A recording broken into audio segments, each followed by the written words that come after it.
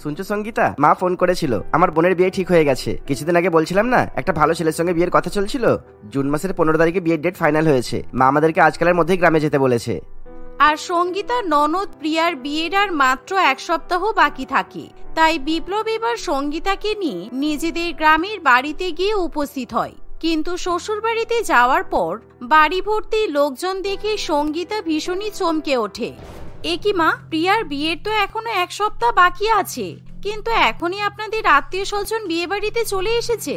এই গরমের মধ্যে এত লোকজন থাকবে কোথায়, আর আমরাই বা থাকবো কোথায়? সবকটা ঘরে তো লোকজন ভর্তি। আসলে এটা তোমাদের শহরের বিয়ে নয়, এটা আমাদের গ্রামের বিয়ে। আমাদের গ্রামে যখন কারো বিয়ে হয় তখন প্রায় 10-15 দিন আগে থেকেই আত্মীয় স্বজন অনুষ্ঠান বাড়িতে চলে আসে, কারণ বিয়ে বাড়িতে আমরা সবাই মিলে অনেক মজা করি। তাছাড়া 1 সপ্তাহ আগে থেকেই বিয়ের বিভিন্ন নিয়ম আচার পালন করা শুরু হয়ে যায়। বিয়ে বাড়িতে লোকজন না থাকলে কি ভালো লাগে? কিন্তু মা, এখন 45 ডিগ্রির বেশি গরম পড়ছে। এই প্রচন্ড গরমের মধ্যে আপনারা আনন্দ করার কথা ভাবছেন কি করে? বিপ্লব, আমি ঠিক এই জন্যই এত তাড়াতাড়ি এখানে আসতে চাইছিলাম না। উফ, আমার ভীষণ গরম লাগছে। আরে ছোট, তুই অনেক দূর থেকে ট্রেনে করে এসেছিস বলে তোর এত গরম লাগছে।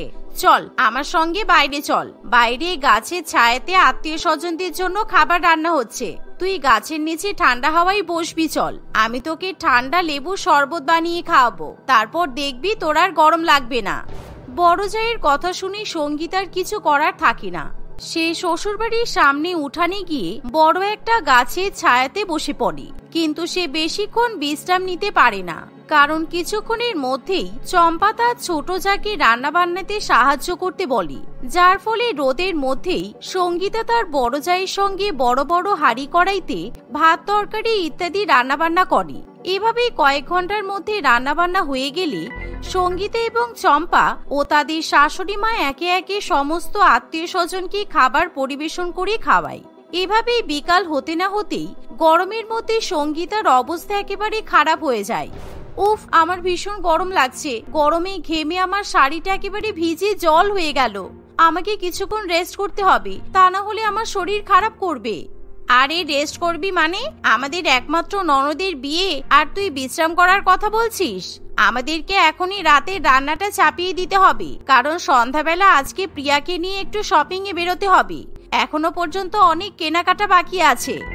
না না, এই গরমের মধ্যে আমি শপিং করতে যাব না। আমি আমার জন্য জামা কাপড় শপিং করে নিয়ে এসেছি। আমি কয়েকটা শাড়ি কিনেছি আর কয়েকটা চুড়িদারও কিনেছি, তাই তোমরা গিয়ে শপিং করে আসবে। এই গরমের মধ্যে আমি কিছুতেই বাইরে বেরোতে পারবো না। কি, তুই কেনাকাটা করে নিয়ে এসেছিস? তুই তাহলে একবারও আমাদেরকে কিছু বলছিস না কেন? দেখলেন মা, আপনার ছোট বৌমা কি চালাক, আগে থেকে বিয়ের জন্য কেনাকাটা করে এনেছে আর কাউকে এখনো কিছু দেখালোই না। কিন্তু আমাকে দেখুন, ননদের বিয়ের আর মাত্র 1 সপ্তাহ বাকি, কিন্তু এখনো পর্যন্ত আমার একটাও শাড়ি কেনা হয়নি। বড় বৌদি, বিয়েটা কিন্তু আমার হচ্ছে, এখনো পর্যন্ত আমার বিয়ের লেহেঙ্গা কেনা হয়নি। এর আগে আরো 5 বার আমরা লেহেঙ্গা কিনতে গেছি, কিন্তু মায়ের তো কোনো লেহেঙ্গা পছন্দই হয় না। জানি না আজকেও আমার কপালে লেহেঙ্গা জুটবে কিনা। আমি কি পরে বিয়ে করব সেটা নিয়ে তোমাদের ভাবনা চিন্তা আছে? তোমরা শুধু নিজেদের কথাই ভেবে চলেছো। আরে, আমি তোর বিয়ের জন্য খুবই ভারী দেখে লেহেঙ্গা কিনবো। হালকা পাতলা লেহেঙ্গা পরে বিয়ে করলে লোকে কি বলবে? আর ছোট বৌমা, তুমি শহর থেকে কি কি নিয়ে এসেছো আমাকে দেখাও। এই শুনে সঙ্গীতা তার শাশুড়ি মাকে নিজে শপিং করে নিয়ে আসা জামা কাপড়গুলো দেখায়, কিন্তু সেগুলো দেখার পর পুষ্পিতা দেবীর মোটেই পছন্দ হয় না। তোমার কি মাথা খারাপ হয়ে গেছে? তুমি তোমার একমাত্র ননদের বিয়েতে এরকম হালকা পাতলা হ্যান্ডলুম শাড়ি, সুতির চুড়িদার পরবে? আমাদের গ্রামের বউয়েরা বিয়ে বাড়িতে এই ধরনের হালকা পাতলা পোশাক পরে না। তুমি আমাদের সঙ্গে শপিং এ যাবে, আমি নিজে তোমাদের 3 জনকে পছন্দ করে জামা কাপড় কিনে দেব। কিন্তু মা, এই গরমের মধ্যে আমি এই জামাগুলো পরলেই কমফোর্টেবল ফিল করব। আমার গরমে ভীষণ অ্যালার্জি, মোটা মোটা ভারী জামা কাপড় পরলে আমার খুব অসুবিধা হবে। তাই আপনি বড়দি আর প্রিয়াকে নিয়ে শপিং করে আসবেন, আমার শপিং এ যাওয়ার কোনো প্রয়োজন নেই। আমাদের শহরের বিয়ে বাড়িতে এরকম হালকা পাতলা পোশাক আসে কি পরা হয়? তোমাদের শহরে কি হয় সেটা দেখে আমার কাজ নেই। তোমাদের একমাত্র ননদের বিয়ে হচ্ছে, বিয়ের দিন ননদের পাশে তোমরা দুজনেই তো থাকবে, তাই তোমাদেরকেও একেবারে নতুন বউয়ের মতো সাজতে হবে। আমি তোমাদের 3 জনের জন্য একই রকমের লেহেঙ্গা কিনে দেব, আর বউ ভাতেও তোমরা একই রকমের বেনারসি শাড়ি পরবে। শাশুড়ি মায়ের কথা শুনে সঙ্গীতা খুবই চাপে পড়ে যায়। প্রচন্ড গরমের মধ্যে বিয়ে বাড়িতে ভারী ভারী লেহেঙ্গা এবং বেনারসি শাড়ি পরতে হবে শুনি সঙ্গীতা তখনই ভয়ের চোটে ঘামতে শুরু করে, কিন্তু তার কিছু করার থাকে না। সন্ধ্যাবেলা বাড়ির কাজকর্ম মিটিয়ে নেওয়ার পর সঙ্গীতা তার পরিবারের সঙ্গে শপিং করতে চলে যায়। আর পুষ্পিতা দেবী তার মেয়ে এবং 2 বৌমার জন্য প্রচন্ড ভারী ভারী লেহেঙ্গা এবং বেনারসি শাড়ি পছন্দ করে। প্রিয়া এবং তার বড় বৌদি চম্পার সেই পোশাক আশাকগুলো পছন্দ হলেও সঙ্গীতার মোটেই পছন্দ হয় না। তাই সে বাড়িতে ফিরে এসে বিপ্লবের সঙ্গে ঝগড়া করতে শুরু করে। আমি আমার ননদের বিয়েতে এসেছি নাকি গরমের মধ্যে শাস্তি পেতে এসেছি? দেখো, তোমার মা আমাকে 20 কেজি ওজনের একটা ভারী লেহেঙ্গা কিনে দিয়েছে। এই গরমের মধ্যে আমি কিভাবে এই ভারী লেহেঙ্গা পরবো? আমি শহর থেকে কি সুন্দর দেখতে লাল রঙের হ্যান্ডলুম শাড়ি কিনে নিয়ে এলাম। ওই শাড়িটা তোমার মা কিংবা বৌদি কারোরই পছন্দ হচ্ছে না, কিন্তু আমি ওদের পছন্দ মতো জামা কাপড় কেন পরতে যাব? তুমি আস্তে কথা বলো, বাড়িতে আত্মীয় স্বজন আছে, অনেক লোকজন আছে, তোমার কথা কেউ শুনতে পেলে তোমাকে তো খারাপ ভাববে। তুমি চিন্তা করো না, সব ম্যানেজ হয়ে যাবে। আমার বোনের বিয়ের দিন তুমি সারাদিন এই লেহেঙ্গা পরে থাকতে না পারলেও হবে, অন্তত 2-3 ঘন্টার জন্য তো লেহেঙ্গাটা পরতেই পারো, তাই না? ঠিক আছে, আমি লেহেঙ্গা পরবো, কিন্তু তোমার বাবা মাকে বলো প্রিয়ার বিয়ের জন্য যেন এসি ম্যারেজ হল বুক করা হয়। তা না হলে এই গরমের মধ্যে সবাই কিন্তু খুবই কষ্ট পাবে, বিশেষ করে প্রিয়া খুবই বিপদে পড়বে। গরমে ভারী লেহেঙ্গা পরে সারাদিন মেকআপ করে ভারী ভারী গহনা পরে বসে থাকা কিন্তু খুবই কষ্টকর। আরে আমি তো বাবা মাকে বলেছিলাম এসি ম্যারেজ হল বুক করতে, কিন্তু মা বলছিল এসি ম্যারেজ হল বুক করার জন্য 1 লক্ষ টাকা লেগে যাবে। তাই শুধু শুধু টাকা নষ্ট না করে মা একটা নন এসি ম্যারেজ হল বুক করে ফেলেছে। তাই এখন আর কিছু করার নেই। মানে এই গরমে এসি ম্যারেজ হল ছাড়া কিভাবে অনুষ্ঠান হবে? তোমার মা আমাদেরকে 50,000 টাকা দিয়ে ভারী ভারী লেহেঙ্গা বেনারসি শাড়ি কিনে দিতে পারছে, কিন্তু 1 লক্ষ টাকা খরচা করে এসি ম্যারেজ হল বুক করতে পারছে না। ঠিক এমন সময় সেখানে সঙ্গীতার বড় যা চম্পা চলে আসে। কিরে, তোকে কখন থেকে ডাকছি, তুই শুনতে পাচ্ছিস না? সবার খাওয়া দাওয়া হয়ে গেছে তো, ছাদে গিয়ে বিছানা পাততে হবে। এবার ছাদে বিছানা পাততে হবে মানে? ছাদে কারা ঘুমাবে? কারা ঘুমাবে মানে আমরা সবাই ঘুমাবো। আজকে আবার আমাদের শাশুড়ি মায়ের বাপের বাড়ি থেকে 15 জন লোক এসেছে। আমাদের সবকটা ঘর আত্মীয় স্বজনকে থাকার জন্য ছেড়ে দিতে হবে, তাই আমাদের সবাইকে ছাদে বিছানা পেতে ঘুমাতে হবে। কি, আমাদেরকে ছাদে খোলা আকাশের নিচে ঘুমাতে হবে? আচ্ছা, ছাদে পাখার ব্যবস্থা করা হয়েছে তো? আরে পাখা লাগবে কেন? ছাদে তো এমনিতেই ঠান্ডা ঠান্ডা হাওয়া হয়। প্রাকৃতিক হাওয়া থাকতে আবার পাখার কি দরকার? আমাদের বাড়ির মেয়ের বিয়ে, আমাদেরকে তো একটু কষ্ট করতেই হবে। বড় জায়ের কথা শুনে সঙ্গীতার রাগ হলেও সে কিছুই বলতে পারে না। কিন্তু রাত্রিবেলা ছাদে গরমে এবং মশার কামড়ে সঙ্গীতার কিছুতেই ঘুম হয় না। উফ, কবে যে বিয়েটা মিটবে? আমি শহরে ফিরে যাব, আমার আর ভালো লাগছে না। এখন প্রায় 10 দিন আমাকে এখানেই গরমের মধ্যে কাটাতে হবে। 10 দিনে আমি এই গরমে একেবারে মোমের মতো গলে যাব। এভাবেই দেখতে দেখতে খুবই কষ্ট করে সঙ্গীতা শ্বশুর বাড়িতে দিন কাটাতে থাকে। আর তার ননদের বিয়ের দিন যতই এগিয়ে আসে ততই সঙ্গীতার উপর কাজের বোঝার পরিমাণ আরো বাড়তে থাকে। তার উপর প্রচন্ড ভ্যাপসা গরমের মধ্যে সঙ্গীতা একেবারে অতিষ্ঠ হয়ে ওঠে, কারণ সঙ্গীতা সবসময় এসিতে থাকতে অভ্যস্ত ছিল। কিন্তু শুধুমাত্র ননদের বিয়ের কথা চিন্তা করি তাকে কষ্ট সহ্য করতে হয়। এভাবে দেখতে দেখতে প্রিয়ার বিয়ের দিন এসে উপস্থিত হয়, কিন্তু বিয়ের দিনে গরমের তাপমাত্রা 45 ডিগ্রি ছাড়িয়ে যায়। তাই বিয়ে বাড়িতে উপস্থিত লোকজন গরমে একেবারে অতিষ্ঠ হয়ে ওঠে। বিশেষ করে প্রিয়া এবং তার 2 বৌদি খুবই কষ্ট পায়। বৌদি, আমার ভীষণ গরম লাগছে, এত ভারী লেহেঙ্গা পরে আমি থাকতে পারছি না, তার উপর ভারী ভারী গহনা পরে আমার দম বন্ধ হয়ে আসছে। এ কি বৌদি, তোমার চোখ মুখ এরকম লাল হয়ে গেল কেন? আমি বলেছিলাম না গরমে আমার খুব অ্যালার্জি, গরমের জন্য আমার ভীষণ অ্যালার্জি হচ্ছে।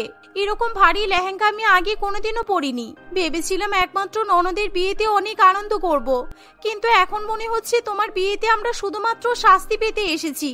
উফ, এই জন্যই আমি বাড়ি বাড়ি বলেছিলাম বিয়ে বাড়িতে এসির ব্যবস্থা করতে, কিন্তু আমার কথা কেউ শোনেনি।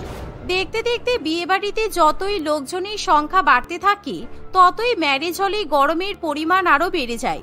আর প্রত্যেকেরই ঘেমে যাওয়ার ফলে জামা কাপড় একেবারে ভিজে যায়। এমনকি প্রিয়া গরমের চোটে কান্নাকাটি করতে শুরু করে। ঠিক এমন সময় হঠাৎই বিয়ে বাড়িতে সবাই ঠান্ডা হাওয়া অনুভব করে, আর সবাই যখন ম্যারেজ হলের দরজা এবং জানালাগুলোর দিকে তাকায় তখন সবাই অনেকগুলো কুলার দেখতে পায়। সেই কুলার থেকে ঠান্ডা ঠান্ডা হাওয়া এসে সবাইকে গরম থেকে প্রচন্ড পরিমাণে স্বস্তি দেয়, যার ফলে সবাই খুবই আরাম অনুভব করে। এমনকি সঙ্গীতে একটা বড় কুলার নিয়ে এসে প্রিয়ার সামনে মণ্ডপে রেখে দেয়। নাও, তোমাদের আর কাউকে গরমের মধ্যে কষ্ট পেতে হবে না, আমি বিয়ে বাড়ির জন্য 20টা কুলার ভাড়া নিয়েছি। সঙ্গীতার কথা শুনে সবাই খুশি হলেও তার শাশুড়ি মা ভীষণই রেগে যায়। বৌমা, তোমাকে কুলার ভাড়া নিতে কে বলেছিল? আমার ছেলেটা কষ্ট করে দিনরাত খেটে টাকা ইনকাম করে, আর তুমি আমার ছেলের টাকা এভাবে নষ্ট করছো। গরমের বিয়ে বাড়িতে এরকম হয়েই থাকে, গরমকালে গরম লাগবে না তা কি হতে পারে? আর কয়েক ঘন্টার মধ্যেই তো প্রিয়া বিদায় নিয়ে শ্বশুর বাড়িতে চলে যাবে, তারপরও এত বড়লোকি চাল দেখানোর কি দরকার ছিল তোমার? না মা, আমি আপনার ছেলের কাছ থেকে টাকা নিয়ে কুলার ভাড়া করিনি, আমি নিজের টাকা দিয়ে কুলারগুলো ভাড়া করেছি। আপনি হয়তো ভুলে যাচ্ছেন, আমি কিন্তু বাড়িতে স্টুডেন্টদের অনলাইনে ক্লাস করাই, অর্থাৎ আমি নিজেও টাকা উপার্জন করি। তাই আমার একমাত্র ননদের বিয়েতে আমার তরফ থেকে এটা ছোট্ট একটা উপহার বলতে পারেন। আপনি শুধু টাকার কথা ভাবছেন, একবার ভাবুন তো বিয়ে বাড়িতে যারা এসেছে তারা এই কুলারগুলোর জন্য কতটা খুশি হয়েছে। আর বিশেষ করে প্রিয়ার কষ্টটা আপনি তো একবারও বুঝতেই চাইছেন না। সঙ্গীতার কথা শুনে পুষ্পিতা দেবী খুবই লজ্জিত হয়ে পড়ে। ঠিক এমন সময় হই হই করতে করতে বরযাত্রী এসে উপস্থিত হয়, কিন্তু বরযাত্রীর লোকেরা অনেক দূর থেকে বাসে ট্রাভেল করে আসায় গরমে একেবারে অতিষ্ঠ হয়ে ওঠে। তবে যখনই তারা বিয়ে বাড়িতে প্রবেশ করে কুলারের ঠান্ডা হাওয়া অনুভব করে তখন প্রত্যেকের মুখে হাসি ফোটে, যা দেখে সঙ্গীতা এবং তার পরিবারের প্রত্যেকে খুবই খুশি হয়। এভাবে শুধুমাত্র সঙ্গীতার প্রচেষ্টার জন্য গরমকালের বিয়ে বাড়িতে সবাই হাসি মজা এবং আনন্দ করতে পারে। ঘর সংসারের সমস্ত কাজ করে মিতুল তার ঠেলাগাড়ি নিয়ে ডিম পরোটা বিক্রি করতে বেরিয়ে পড়ে। শহরের অলিতে গলিতে ঘুরে ঘুরে সে ডিম পরোটা বিক্রি করতে থাকে, আর মাঝে মাঝে দোকানে ঝাঁপ নামিয়ে তৈরি হয়ে সে সিনেমার জন্য অডিশনও দিতে যায়। এমনই একদিন সিনেমার অডিশন হবে এমন এক জায়গায় মিতুল দাঁড়িয়ে বেশ অনেকক্ষণ ডিম পরোটা বিক্রি করে। সমস্ত পরোটা বিক্রি হয়ে গেলে সে বাড়ির ভেতরে ঢুকে যায় অডিশন দেবে বলে। এই যে ডিম পরোটাওয়ালি, এখানে এসেছো কেন শুনি? তোমাকে ভেতরে কে ঢুকতে দিল? তোমার কি মনে হয় ভেতরে ডিম পরোটা বিক্রি করা হচ্ছে? ডিসগাস্টিং লোকজন। সিকিউরিটি, সিকিউরিটি, কে আছো? বের করো একে। আমি তো এখানে ডিম পরোটা বিক্রি করতে আসিনি ম্যাডাম, আমি এখানে অডিশন দিতে এসেছি। অডিশন কোথায় হচ্ছে বলবেন? তুমি অডিশন দেবে? নিজেকে দেখেছো একবার? সারাদিন রোদে ঘুরে ঘুরে চোখ মুখ কালো হয়ে গেছে, চুল অগোছলো, এরকম নোংরা তেল ছিটে জামা কাপড়, এসব নিয়ে তুমি অডিশন দেবে? কেউ তোমাকে কখনো চান্স দেবে না। হিরোইনের অডিশন দিতে হলে আগে থেকে যে হিরোইন সেজে আসতে হবে এই কথা তো আমাকে আগে থেকে বলা হয়নি, তাহলে আমি তৈরি হয়েই আসতাম। আর আমার যদি চান্স পাওয়ার হয় তাহলে আমি আমার যোগ্যতাই পাবো, আমার জামা কাপড় পোশাক আশাকের উপর নয়। এই বলে মিতুল অডিশন দিতে চলে যায়। মিতুল ছোটবেলা থেকে সিনেমা দেখতে খুব ভালোবাসে। সিনেমার হিরোইনদের দেখে তারও হিরোইন হওয়ার স্বপ্ন আকাশ ছোঁয়া। তার মা একজন সামান্য ডিম পরোটাওয়ালি ছিল। ডিম পরোটাওয়ালির মেয়ের কি এত বড় স্বপ্ন দেখা মানায়? এই প্রশ্নটা মিতুলের মনে না আসলেও তার বন্ধু বান্ধব, পাড়া প্রতিবেশী সকলেই তাকে বারবার এই একই প্রশ্ন করে এবং তার স্বপ্ন থেকে তাকে দূরে ঠেলে দেওয়ার চেষ্টা করে।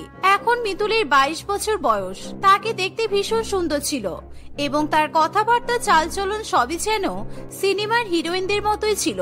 মিতুল এখন মাঝে মাঝে তার মায়ের ডিম পরোটার দোকানে বসে। গ্রাহকদের ভিড় একটু কমে এলে মিতুল মোবাইল দেখে দেখে সিনেমার হিরোইনদের মতো করে অভিনয় করার চেষ্টা করে। একদিন, কি রে মিতুল, আবার কি হিরোইন হওয়ার স্বপ্ন জাগলো নাকি? বামন হয়ে চাঁদ ধরার চেষ্টা কেন করিস বলতো? যেটা হওয়া নেই সেটা নিয়েই সারাদিন ভাবতে থাকিস কেন? নে এবার 2টো ডিম পরোটা দে আমাকে। এত তাড়াতাড়ি কিসের? গাছতলাগুলো তো ফাঁকাই আছে, আর তোর আগে কেউ বসবে বলে মনে হয় না। একটু বস, শান্তি করে দিচ্ছি। কি যাতা বলছিস? গাছতলায় কেন বসবো? আমাকে অফিসে যেতে হবে তো। তোর মতো সারাদিন আমি ফ্রি বসে থাকি না। বাজে না বকে দে, তাড়াতাড়ি দে, খিদে পেয়েছে। বাজি কোথায় বকলাম? তুই যেভাবে আমার ভবিষ্যৎবাণী করছিস তাতে মনে হয় তুই ভীষণ বিজ্ঞ কোনো জ্যোতিষী। এক্ষুনি গাছতলায় বসলেই তোর সামনে হাজার হাজার ভক্তরা লাইন দিয়ে দাঁড়িয়ে পড়বে। পরোটা খেতে এসেছিস, খেয়ে চলে যা। আমি আমার জীবন নিয়ে কি করব তোকে ভাবতে হবে না। মিতুলের কথা শুনে তার দোকানের আশেপাশে থাকা লোকজনও রাজুকে দেখে হাসতে থাকে। রাজু খুব লজ্জায় পড়ে এবং ডিম পরোটা না খেয়ে সেখান থেকে চলে যায়। এভাবে আরো বেশ কয়েকদিন কাটে। মিতুল আজকাল বেশ কিছু সিনেমার অভিনয়ের জন্য অডিশন দিতে শুরু করেছিল। যেহেতু তার মা তাকে সমস্ত কিছুতেই উৎসাহিত করে, তাই সিনেমায় অভিনয় করার জন্য কখনো মিতুলকে মানা করে না। কিন্তু একদিন মিতুলের বাড়ি ফিরতে খুবই রাত হয়ে যায়। মিতুলের মা সুমনা দেবীকে বাড়ির বাইরে অপেক্ষা করতে দেখে তাদের পাড়া প্রতিবেশীরা তাদের বাড়ির সামনে এসে নানান রকমের আলোচনা করতে থাকে। এসব একদম ভালো লক্ষণ নয় গো সুমনা। সিনেমায় সিরিয়ালের সুযোগ পেল না, এখনই এই অবস্থা। সিনেমা করতে শুরু করলে তোমার মেয়ে তো দিনের পর দিন বাড়িতেই ফিরবে না। কি বলো না মা, আমিও সেদিন মিতুলকে একই কথা বলেছিলাম বলে ও আমাকে সবার সামনে কত অপমান করলো জানো। ওরা সবকিছুই বেশি জানে, ওদেরকে কিছু বলে নিজেকে ছোট করো না। এই মেয়ের কিন্তু তাড়াতাড়ি বিয়ে দিয়ে দাও, তা না হলে তোমাদের ভবিষ্যৎ অন্ধকার। রাত্রি 12টা বাজতে চললো, এখনো একটা মেয়ে বাড়ির বাইরে ঘুরে বেড়াচ্ছে। ছি ছি ছি, কি দিনকাল পড়লো রে বাবা। শর্মিলা দেবীর কথা শুনে এক এক করে আরো অন্যান্য প্রতিবেশীরা মিতুলের নামে নানান রকম খারাপ খারাপ কথা বলতে থাকে।